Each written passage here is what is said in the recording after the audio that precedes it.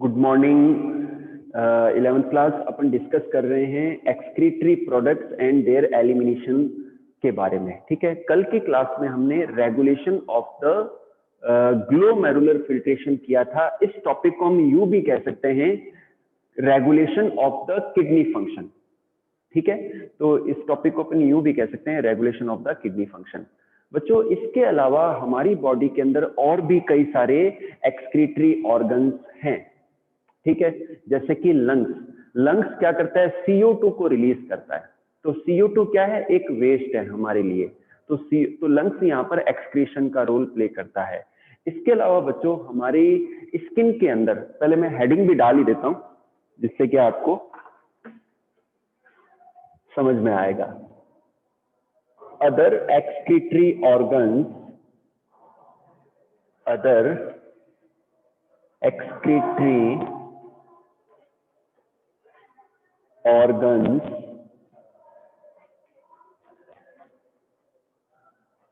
in the body.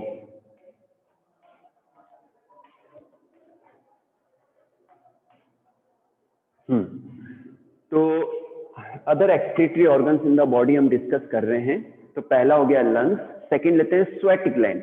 जो sweat glands होती हैं उनसे स्वेट रिलीज होता है, पसीना रिलीज होता है। पसीने के अंदर मैक्सिमम पार्ट तो पानी होता है, वाटर होता है 90% तक। उसके अलावा सॉल्ट्स होते हैं, मिनरल होते हैं, कुछ अमाउंट यूरिया का भी होता है। तो ये भी एक्सक्रीशन में हेल्प करते हैं। नेक्स्ट लेते हैं सीबेशियस ग्लैंड्स। हमारी स्किन के अंदर सीबेशियस ग्लैंड्स होती हैं जो कि सीबम रिलीज करती हैं, जिसके अंदर वैक्स होता है। ठीक है ना, तो ये भी एक्सक्रीशन है। उसके अलावा बच्चों जो लीवर है, लीवर बाइल जूस का प्रोडक्शन करते हैं। बाइल जूस के अंदर जो बाइल पिगमेंट्स हैं जैसे कि बिलीरुबिन है, बिलीवर्डिन है, ये भी बच्चों वेस्ट है जो कि लीवर के द्वारा एक्सक्रीट किए जाते हैं। तो ये बच्चों कुछ एक अदर एक्सक्रीटरी ऑर्गन है हमारी बॉडी के अंदर। अब इस चैप्टर का लास्ट टॉपिक मैं ले रहा हूं किडनी डिसऑर्डर या एक्सक्रीटरी डिसऑर्डर।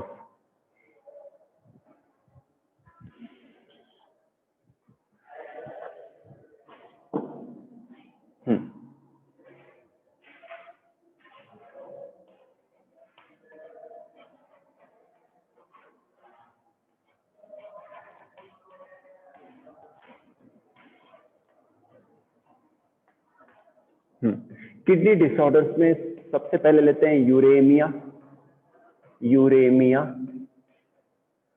सेकंड लेते हैं किडनी फेल्योर,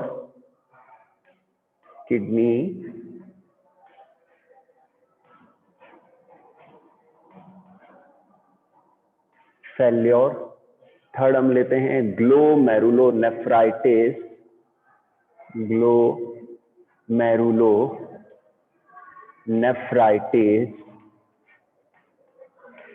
ओके, ग्लोमेरुलोनेफ्राइटिस हो गया। हाँ, फोर्थ हम लेते हैं किडनी स्टोन, और फिफ्थ हम लेते हैं गाउट,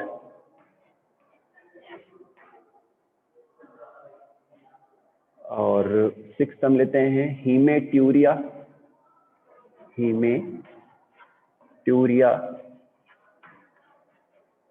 और सेवंथ हम लेते हैं हीमोग्लोबिन्यूरिया,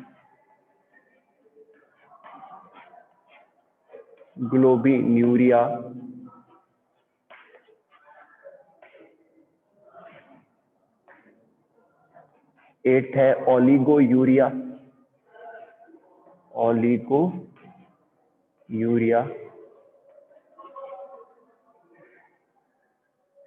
नाइन्थ है एन्यूरिया,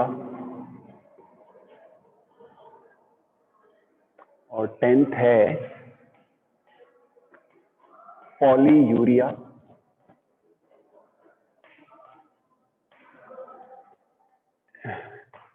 11th है डायबिटीज इंसिपिडस,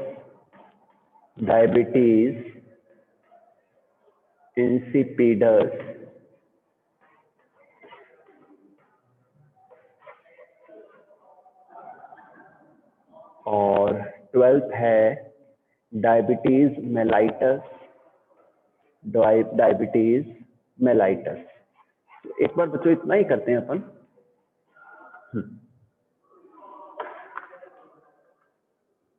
ध्यान से देखिए बच्चों, किडनी डिसऑर्डर होने पर, किडनी के डिसफंक्शन होने पर काफी सारी जो इम्पेयरमेंट हो जाता है बॉडी के अंदर।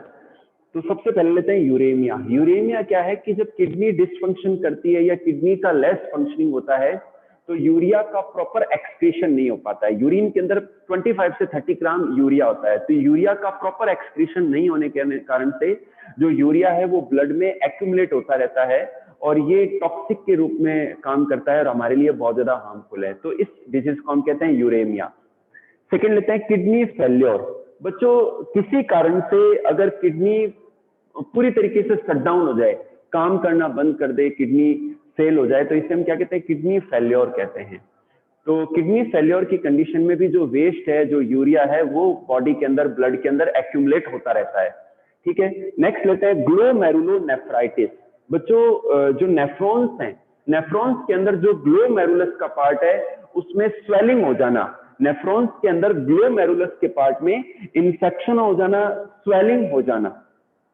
ठीक है, तो इसे हम क्या कहते हैं? ग्लोमेरुलोनेफ्राइटिस कहते हैं, इन्फ्लामेशन हो जाना इसे। ठीक है ना। नेक्स्ट लेते हैं किडनी स्टोन। बच्चों कई बार क्या होता है कि जो पार्टिकल्स हैं, जो छोटे पार्टिकल्स हैं, वो एक्यूमुलेट होते रहते हैं और वो किडनी स्टोन बना लेते हैं, जिसे हम पथरी भी कहते हैं।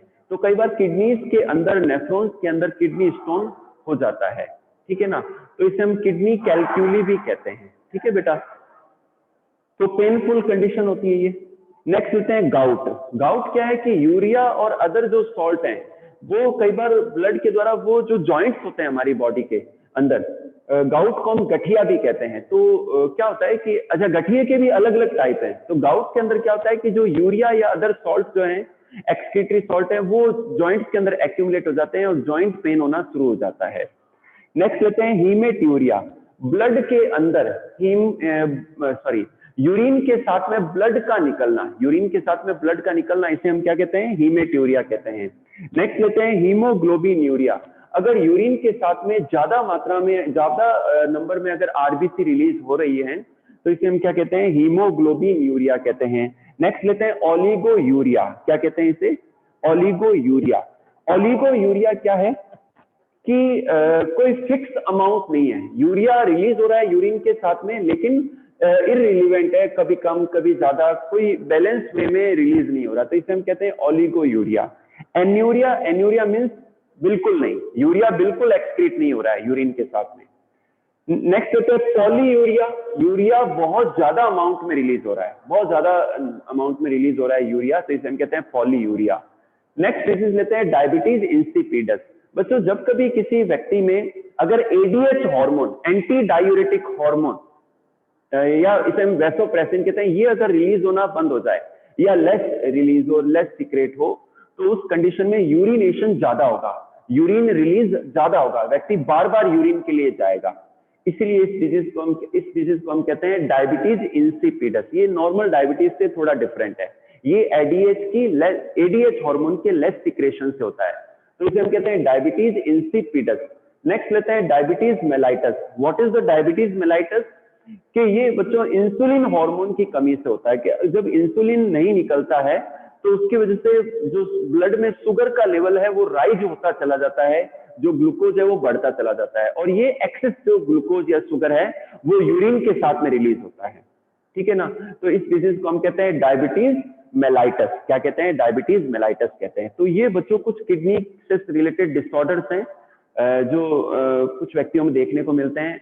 नेक्स्ट टॉपिक में ले रहा हूं, किडनी फेल्योर क्या है और ये क्या कारण हो सकता है इसका, और इसके क्या सब्स्टिट्यूट हैं। अगर किडनी फेल हो जाए तो क्या ट्रीटमेंट या प्रिस्क्रिप्शन मिलना चाहिए जो पेशेंट है उसको, और परमानेंट सॉल्यूशन क्या है इसका। ठीक है,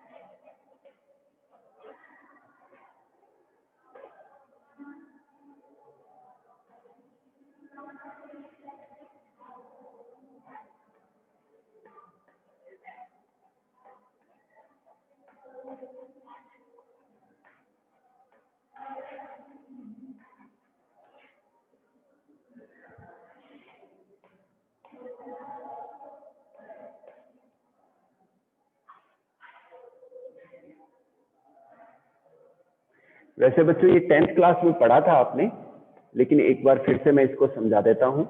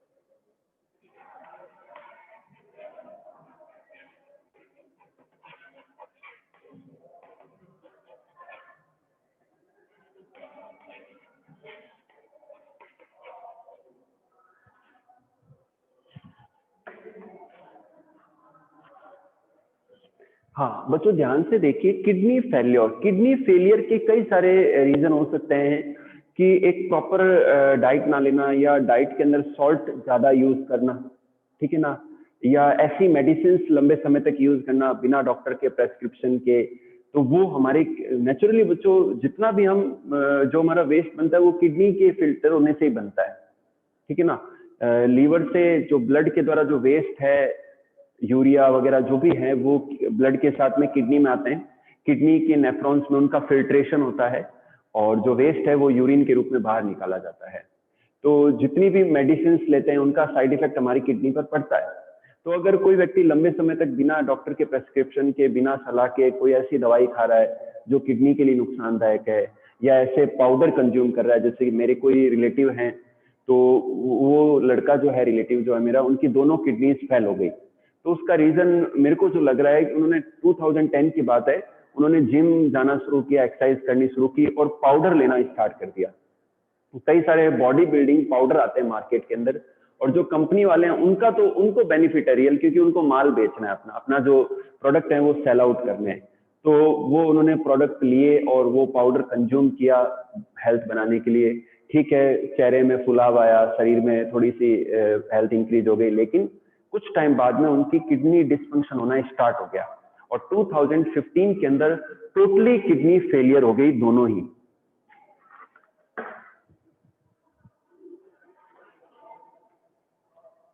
दोनों ही किडनीज उनकी फेल हो गई और 2015 में फिर वो अहमदाबाद के नडियाड गए और 2 साल तक वो वहां रह के उन्होंने अपना इलाज किया। तो वहां पर किडनी डोनर कोई मिला नहीं उनको जो किडनी डोनेट कर दे। फिर उनकी जो मदर है, उन्होंने अपनी एक किडनी उनको डोनेट की, उनको मतलब दी, और उनके वो ट्रांसप्लांट हुए, वो अपना आज जीवन जी पा रहे हैं ना।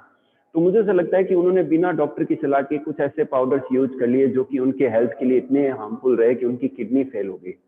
तो किडनी फेलियर के ये रीजन हो सकते हैं, ठीक है ना। तो ये जरूरी है बच्चों, हमारी डाइट के अंदर जो स्पाइसेस हैं, जो सॉल्ट है, वो एकदम बैलेंस्ड हो, ना बहुत ज्यादा हो ना बहुत ही कम हो, तो हमारी बॉडी हेल्दी बनी रहेगी। अब लेते हैं, अगर किसी व्यक्ति की किडनी फेल हो जाती है, किडनीज फेल हो जाती है, तब क्या सॉल्यूशन है इसका, क्या ट्रीटमेंट है इसका। तो एक तो परमानेंट ट्रीटमेंट तो ये है किडनी ट्रांसप्लांट करना, किसी और व्यक्ति से किडनी लेके उसको ट्रांसप्लांट करना। लेकिन जब तक किडनी ट्रांसप्लांट नहीं होती है, तब तक डॉक्टर ये एडवाइस करता है कि टाइम टू टाइम, वीक में या महीने में या 20 दिनों में या 15 दिनों में एक बार हॉस्पिटल जाया जाए, उस पेशेंट को जाना चाहिए और वहां पर हीमो डायलिसिस करवाना चाहिए। हीमो यहाँ पर ब्लड के लिए, डायलिसिस यानी कि ब्लड का फिल्ट्रेशन करवाया जाए, ठीक है ना।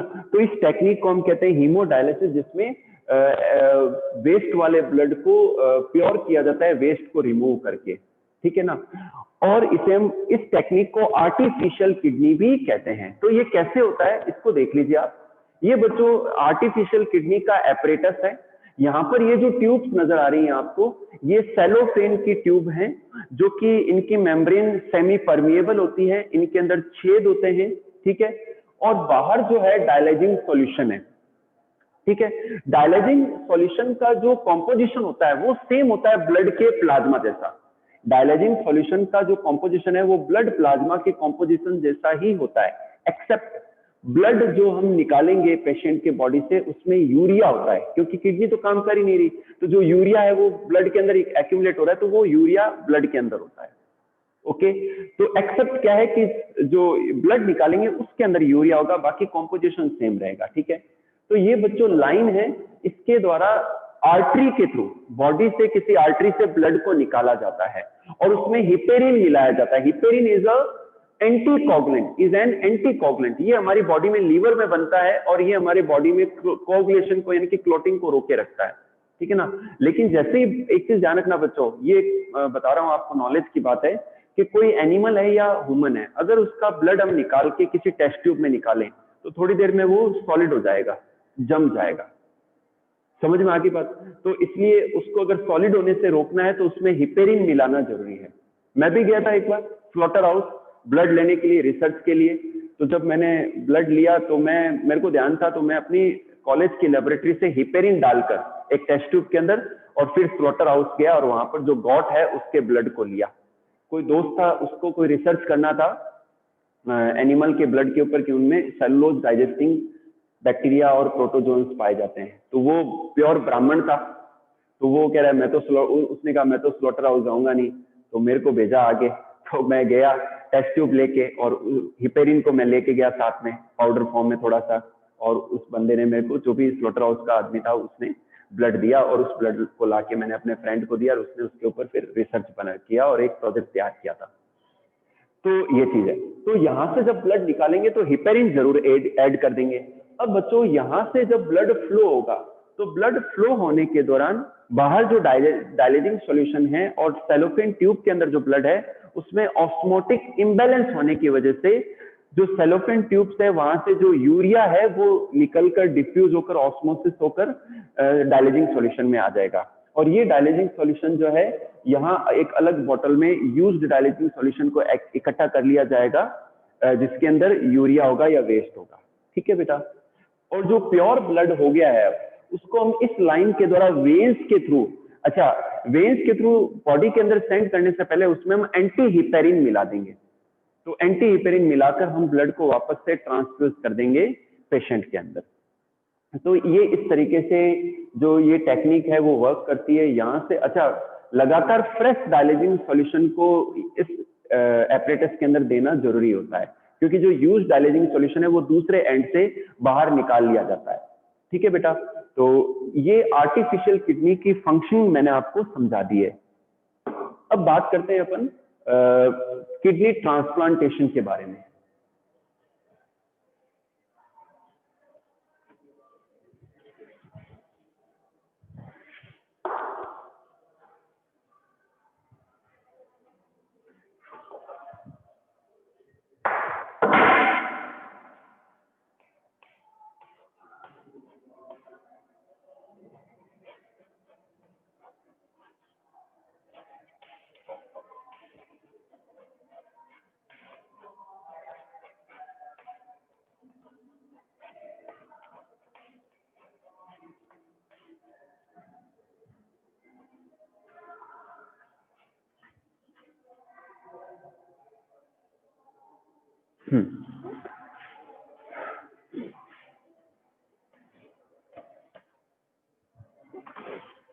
किडनी ट्रांसप्लांटेशन क्या है कि अगर किसी की किडनी फेल हो चुकी हैं तो एक परमानेंट सॉल्यूशन ये है कि किसी डोनर से किडनी लेकर और उसको ट्रांसप्लांट कर दिया जाए पेशेंट के अंदर।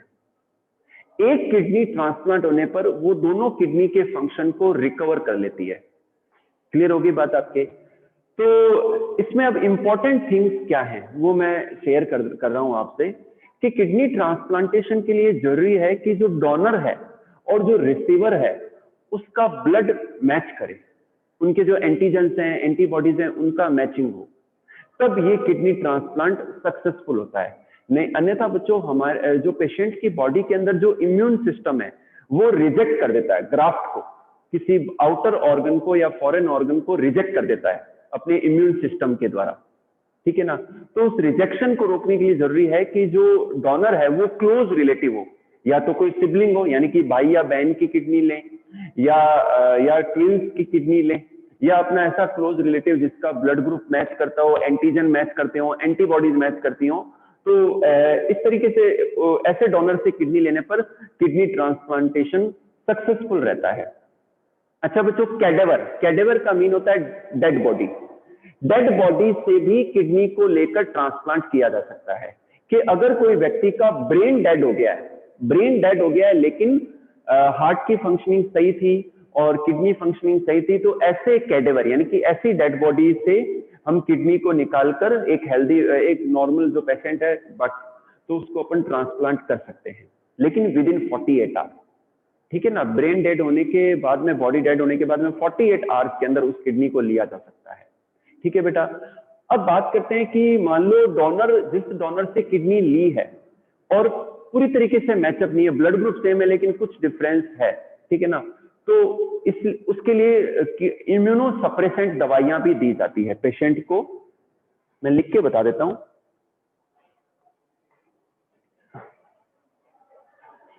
इम्यूनो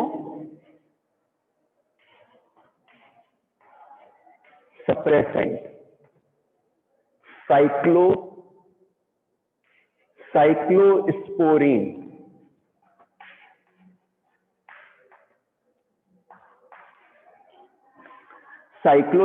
ठीक है ना। इम्यूनो सप्रेसेंट का मतलब होता है कि डॉक्टर जब भी ये ऑपरेशन करते हैं किडनी ट्रांसप्लांटेशन का, तो पेशेंट को कुछ ऐसी दवाइयां दी जाती है जो उनके इम्यून सिस्टम को दबा देती है, सप्रेस कर देती है, जो उस दौरान वर्क ही नहीं करते। ठीक है ना।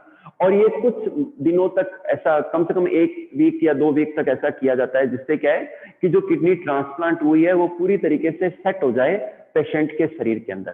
तो ऐसी दवाइयों को हम कहते हैं इम्यूनो सप्रेसेंट मेडिसिन। ठीक है ना। तो एक फेमस जो मेडिसिन है वो है साइक्लोस्पोरिन। साइक्लोस्पोरिन एक इम्यूनोसप्रेसेंट है जो कि किडनी ट्रांसप्लांटेशन के दौरान जो पेशेंट है उसको दी जाती है। ठीक है बेटा, तो अगर आपको ये टॉपिक समझ में आ गए हैं तो एक बार हैंड रेज कर दो।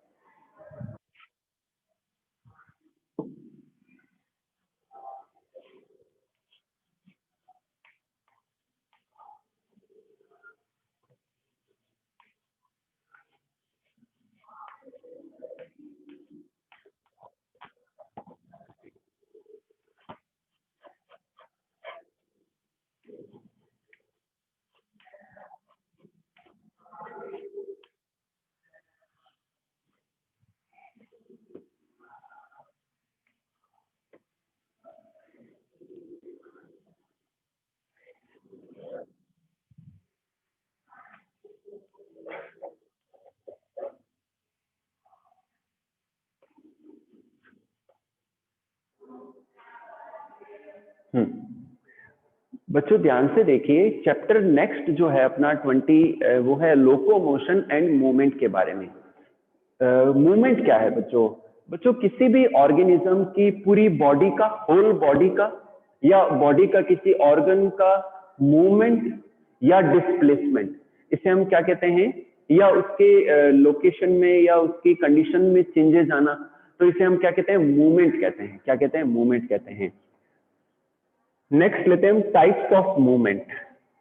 Types of movement.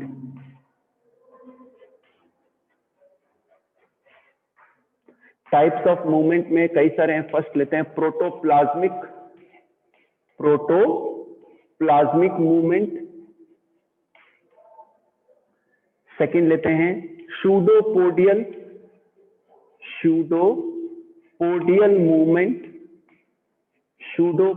Movement. Third हम ले रहे हैं बेटा ciliary movement. And fourth is the